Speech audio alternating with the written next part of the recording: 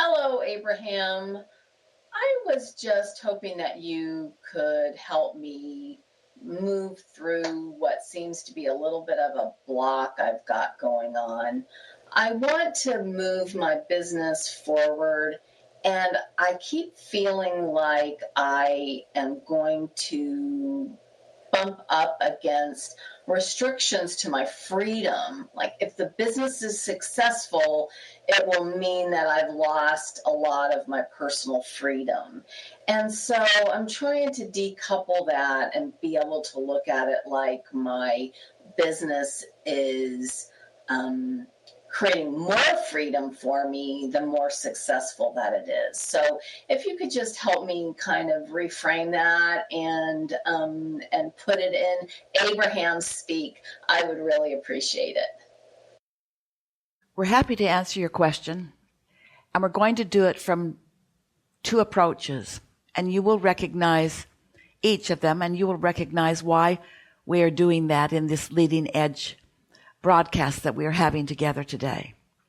As you think about your business, expanding it, adjusting it, moving it, attracting more, and you stumble across a logical consideration that if you make your business more, then you will have more to do in your business. And so then you've stumbled across the idea that you will not feel as much freedom. Now feel the logical sequence and how that all came about.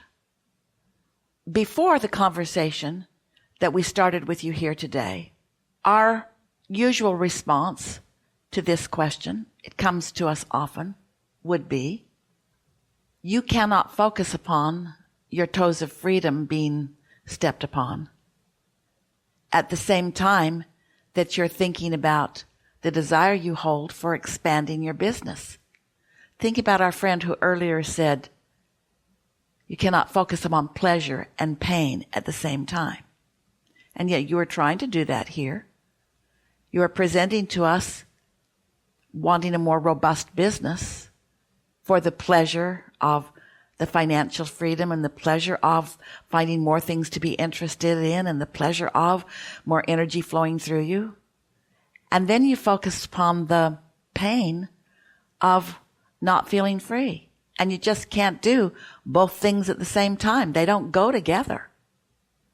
So that's the usual way that we would answer this question, and did. So now we want to springboard from the way this broadcast has been going here today. And we want to make it oh so simple, oh so much more simple. Do you think that your inner being is aware of what you want business-wise, freedom-wise, in fact, in every aspect of your life? The answer to that is yes. Your inner being knows. Your inner being has been with you in every moment that you've been launching rockets of desire, and your inner being is fully focused upon all of them and is summoning the energy that creates worlds toward them. Did you hear what we just said? Your creations are in a much more completed form than you know, and your inner being is focused upon them. Doesn't it feel logical to you right now, more logical than ever before in your life, that if you just performed a simple function, and that is trying to tap into the perception of your inner being, that would release all resistance? That is the only thing that is keeping you from what you want.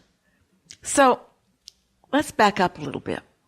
Through the years that we've been talking with you, many of you have been with us for years. We've been helping you choose thoughts that feel better.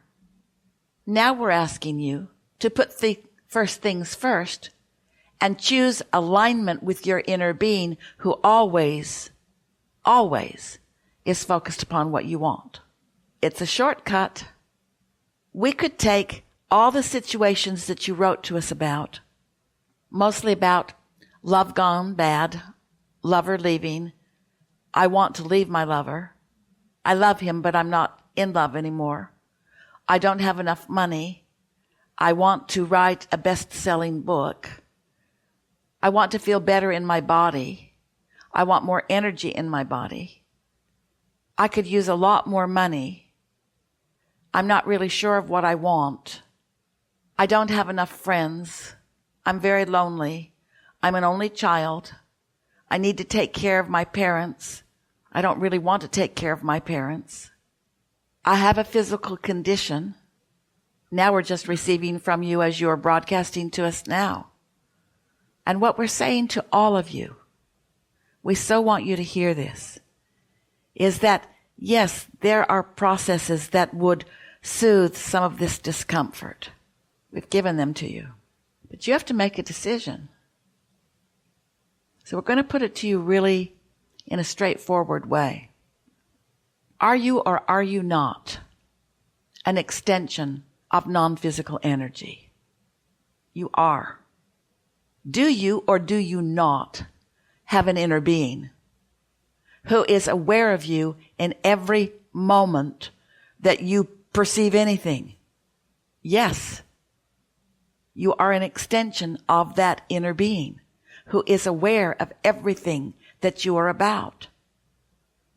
So as you experience a moment in time with someone in a relationship, or as you experience a moment in time without someone feeling lonely, as you are getting what you want in terms of resources or a job that is satisfying or not, in every moment of any of those, getting what you want or experiencing the absence of what you want, your inner being has watched you process and choose your preference, and has gathered those preferences up as a focal point of wanted and never absence of wanted.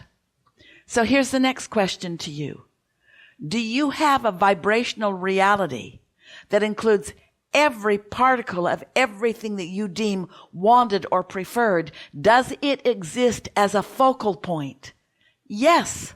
And your inner being is focused upon it and only it, never the absence of it, always. Wow. Everything you want, all bundled up in your vortex, with your inner being focused upon it and cooperative components being gathered to it at every moment. How are you going to be the receiver of what you have sorted through life and told your inner being that you want? Your inner being believed you, focused with you, focused everything that you want into a focal point of certain realization by you. How are you going to gain access to that? By focusing pleasure, not pain. By focusing interest, not boredom. By focusing love, not anger or hate or disappointment. You are a focusing mechanism, and you are an extension of a focusing mechanism. And your intention was to focus and choose and focus and choose and focus and choose and focus and choose. And you've been doing that without exception. 100% of you have been doing that successfully. You have focused and chosen and focused and chosen and focused and chosen. You have focused and chosen. And what you have chosen exists as what we call your vortex. And your inner being is focused there. All you have to do is focus there. But it doesn't mean you have to take every subject. I'm not in love with him. I love him. We're arguing over who's doing what. I don't know how to get my 8-year-old to brush his teeth. Do I ride him hard? What do I do? How do I get people to behave? How do I get my world? How do I get my creation to be pleasurable to me? You realize some simple things, friends. You realize some simple things. You realize that you've been doing step 1 and you've been doing it well. You've been living life and choosing, setting off those rockets of desires.